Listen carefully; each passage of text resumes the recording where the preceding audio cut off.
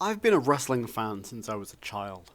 Being a video game fanatic on top of that, my love for wrestling video games was inevitable, and I adored them, with my earliest memory being WWF WrestleMania Challenge on the NES, I think, back in 1990. I think when they really got good was WWF Attitude from 1999, which then evolved into the SmackDown series, which later became the 2K generation. Sure, they were updated reskins and often had a slew of problems, but I liked them. They ticked enough of the right boxes, and each year I'd find myself rushing out to get it and purchasing every drip of DLC on top. But 2020 has been a thoroughly shitty year. So would WWE 2k20 be another WrestleMania blockbuster, or would it be John Cena rapping level of embarrassment? Now, I have a lot of gripes about the video game industry these days, and one of the major ones is companies' insistence on releasing games before they're ready, giving us bug-ridden messes that they gradually fix with patches. Usually it's all fixed within a week or so and it's forgivable, but day one releases of AAA games can almost guarantee problems. No game has ever demonstrated this more than WWE 2k20. In fact, to such a degree that we've never seen this before. It caused immense outcry and flatlined the entire series, which will not be getting a 2k21 release this November. First of all, let me clarify.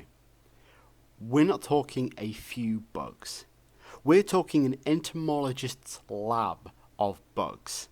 So many glitches, so many issues, so many crashes, and it makes the game damn near unplayable for many, especially the universe. But as I mentioned before, they'll just patch it, and everything will be okay within a week, right? Nope. Months went by, and the game still had its problems. Copious problems within pretty much every area of the game. This was a AAA title.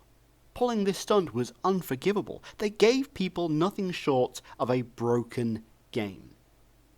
So leap forward many months. The game is still buggy, and they're no longer patching it. It's as good as it's ever going to be. After no end of refunds, they clearly decided to cut their losses.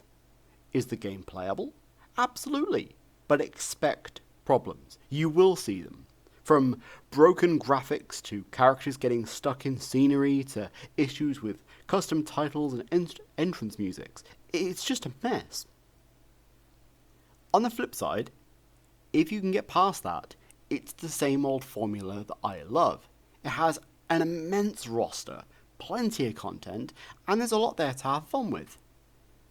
But now I'll go back to the problems. And the ridiculousness of it all.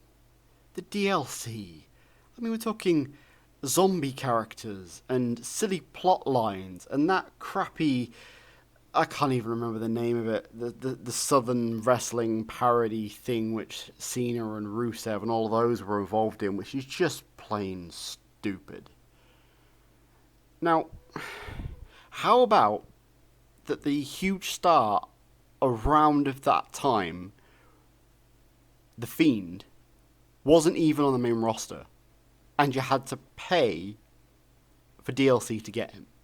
Normally DLC would be legends, or it would be upcoming stars, usually from NXT, but this was one of the biggest guys they had going at that time, and you had to pay extra for him.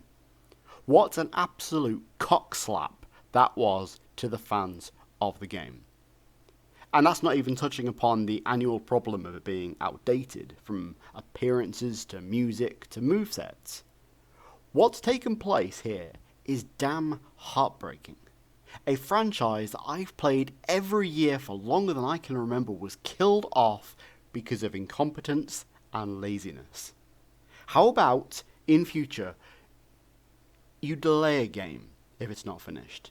You don't force it out and provide us with something broken. I'd like to think this might be an eye-opening experience for the industry, but it won't be. You know as well as I do, it will continue happening again and again. Now, I'm basing my review on the finished product, for the most part. Buggy, but still a product I love.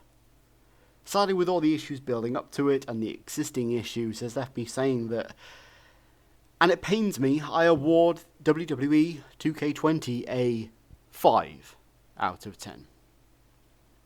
Okay, rant time. Now, I could rant at length about the state of the game. I could rant at great length about the state of the gaming industry. And oh boy, I could rant for hours about how pathetic the real WWE product is right now. But I'll resist the urge. What I'll say is I don't understand why they keep providing us with a single 50 quid title each year, which is outdated and problematic. Here's an idea. Why don't we get a single title and a monthly subscription? Hear me out. You get the game, you pay a fee each month, and every time a new move, a new theme song, a new wrestler, a new attire, a new arena, a new pay-per-view appears in WWE, the creators add it to an online resource that you can download from. That way it's always up to date, we'll get a better product, and the developer will make considerably more money. Now this can be done for all manner of games. And if I can think of it, why are people within the industry not?